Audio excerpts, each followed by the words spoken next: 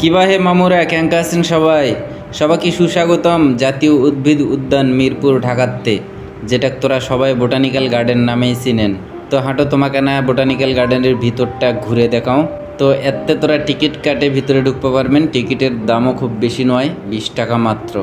হাঁটো আনা ভিতরের দিকে যাই। তো গার্ডেনের ভিতরটা মোটামুটি খুব নির্মল একটা পরিবেশ।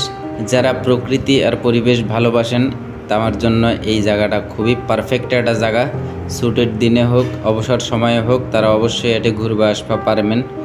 গার্ডেনের ভিতরে ন্যাচারাল পরিবেশের প্রত্যেকটা উপাদানই আছে। যারা নেচার লাভার শুধু তারা ছাড়া আর কেউ এটা বুঝবা পারবো না, এটা ফিল করবা পারবো না। তো ভিতরে ঢুকতেই এটা দেখবেন যে ক্যাফেটেরিয়া আছে, চা কফি হালকা নাস্তা সঙ্গে পাবেন এটে, কিন্তু পরিবেশ দূষণ করা যাবে না। শত শত প্রজাতির জানা অজানা উদ্ভিদের সমাহার এই বোটানিক্যাল গার্ডেনের ভিতর।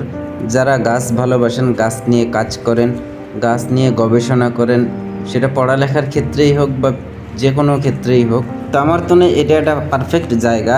তো হাঁটো সামনের দিকে আগাই। ভিতরে বিভিন্ন জায়গায় পরিবেশ বান্ধব সচেতনতামূলক সাইনবোর্ড দেওয়া আছে। ভিতরে কেউ নোংরা করবেন না, পরিষ্কার পরিচ্ছন্ন রাখা আমার সকলের দায়িত্ব। কারণ এটা রাষ্ট্রের সম্পদ, বাংলাদেশের এটা জাতীয় সম্পদ, যেটা রক্ষার দায়িত্ব আমার সবারই। তো ভিতরে আগে গেলে একটা শিশু পার্ক দেখতে পারবেন।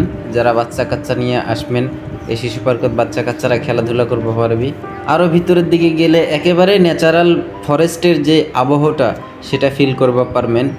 শুধুমাত্র ন্যাচারাল লাভার বা প্রকৃতি প্রেমী ছাড়া এই ফিলটা কেউ করতে পারবো না। আর যারা প্রকৃতিক পছন্দ করে না, শহুরে জীবনে অভ্যস্ত, তো আমার কাছে এটা ভালো লাগবে না। আমার ভালো লাগার জায়গা হলো অন্ধকার রেস্টুরেন্ট, এছাড়া আর কিছুই নয়।